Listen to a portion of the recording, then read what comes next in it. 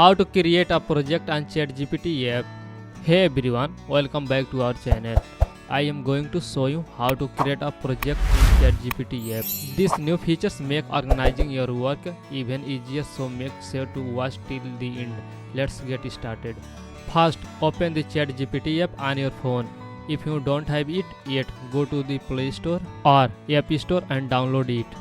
Once the app is open, look at the top left corner. You will see a menu icon with 3 lines. Tap on it. Now in the menu, you will find an option called Project. You will see a plus icon at the top.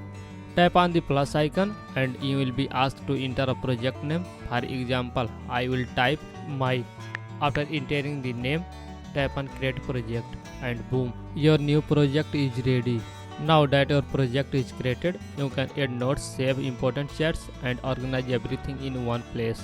And that's it. Creating a project in ChatGPT is that simple. If you found this video helpful, please give it a thumbs up, subscribe to our channel for more tutorials. Thanks for watching and I will see you in the next video.